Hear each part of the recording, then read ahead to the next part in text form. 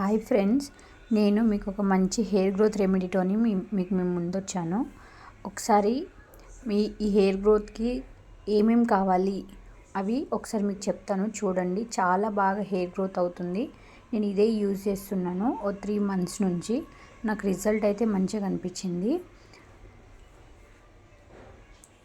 మీరు కూడా ఒకసారి ట్రై చేసి చూడండి. చేసినాక నాకు కామెంట్స్ కూడా చేయండి. కావాల్సినవి ఒకసారి పెడుతున్నాను. అవి ఏంటేంటివి ఒకసారి మీకు కూడా ఒకసారి చెప్తాను, నేను ఎక్స్ప్లెయిన్ చేస్తాను. ఇక్కడ చూడండి, ఇవి ఆనియన్స్, ఉసిరికాయలు,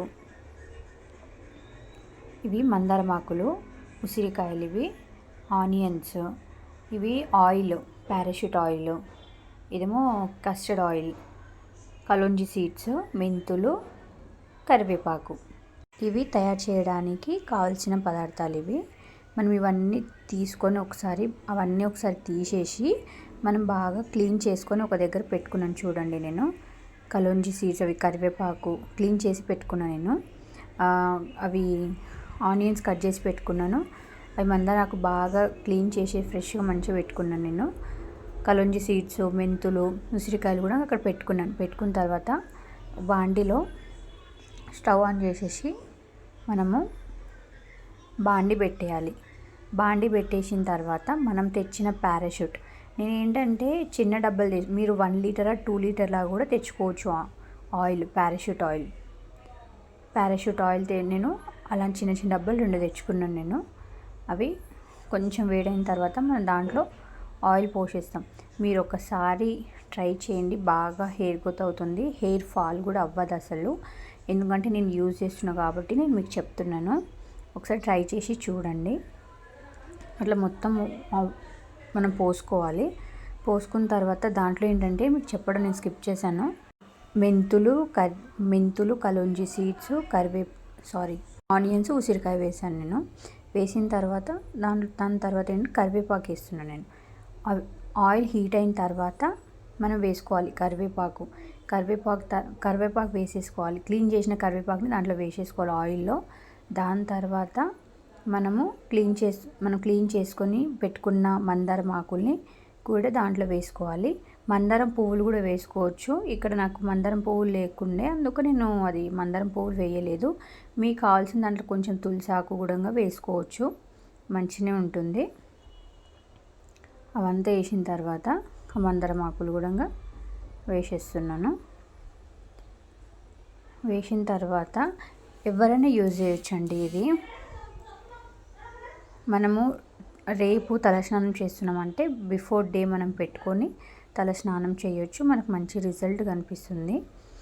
అలా మనము అన్నీ కలిపిన తర్వాత లో ఫ్లేమ్లో పెట్టేసి మనం కొంచెం సేపు అవన్నీ మంచిగా మరిగినంత వరకు లో ఫ్లేమ్లో పెట్టుకోవాలి. ఎందుకంటే హై ఫ్లేమ్లో పెట్టుకున్నాం అనుకో అవి చాలా బ్లాక్గా అయిపోతాయి. అందుకని లో ఫ్లేమ్లో పెట్టేసి మూత పెట్టేసి 5-10 minutes మంచిగా ఉడికించాలి. అవి అట్లా కలుపుతూ ఉండాలి, మధ్య మధ్యలో కలుపుతూ ఉండాలి.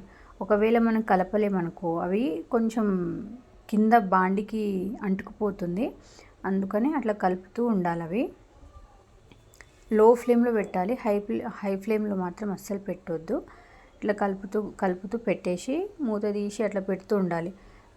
ఇప్పుడు చూడండి, కొంచెం కలర్ చేంజ్ అయింది. కొంచెం కలర్ చేంజ్ అవ్వాలి, ఎందుకంటే మనం అవన్నీ మిక్స్ చేసినప్పుడు ఆ ఆయిల్ అంతా అబ్జర్వ్ చేయాలి కదా మనం, లేకపోతే అవన్నీ మిక్స్ చేసింది వేస్ట్ అవుతుంది కదా మనకి. కొంచెం హీట్ అవ్వాలి, అవన్నీ ఆయిల్లో కలవాలి. అవి మనం వేసిన పదార్థాలన్నీ అట్లా మూత పెడుతూ కలుపుతూ అట్లా ఉండాలి. కలర్ చేంజ్ అయిన తర్వాత మనము కొంచెం కూల్ అయిన తర్వాత నేను ఒక చిన్న బౌల్లో వేసేసుకుంటున్నాను. కొంచెం నార్మల్ కూల్ అయింది, అది మరీ కూల్ అవ్వలేదు. కూల్ అయిన తర్వాత ఒక బౌల్లో దాంతో ఎందుకంటే అవి అంత ఉంటుంది కదా, ఫ్రెష్గా దాంట్లో చేసుకోవాలి. మనం చేసుకున్న తర్వాత పక్కన పెట్టేస్తాం. మనం పక్కన పెట్టేసిన తర్వాత మరి